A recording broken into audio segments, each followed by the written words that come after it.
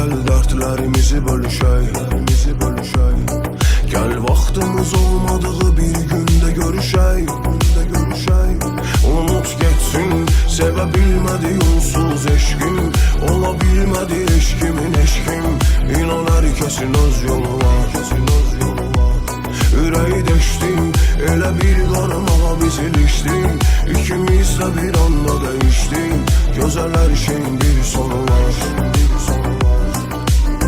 Gedən ömrümü saçlarımda düzərəm. Mən sensizliyimlə ölmərəm ki düzərəm.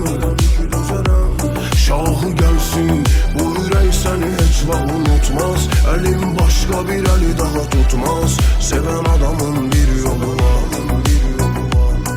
Otur ağla, axı başqa cür heç nə ovutmaz. Ürək göz yaşlarımızı udmaz. Betər hər şeyin bir sonu var.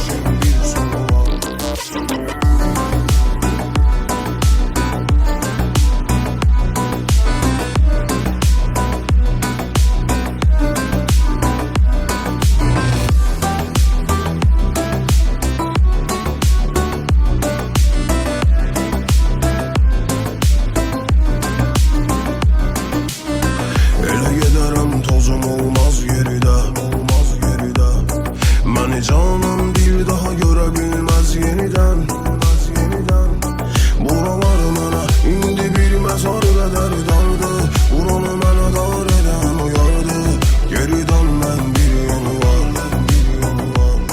Biri geçsə, biri arxasınca çağırardı. Biri olmayan da biri vardı. Hər nağılın bir sonu var.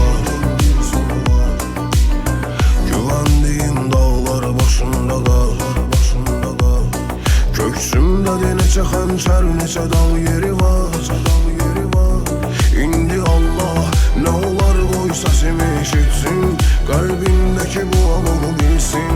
Yanıb alışan bir qulu var. Dönən dünya bir anlığı bu tarazı itirsin. Bütün herkes daha bunu bilsin. Yalan ömrün bir sonu var. İndi Allah nə olar qoy səsimi eşitsin. Qəlbindəki bu alığı bilsin. Yanıb alışan bir qulu var.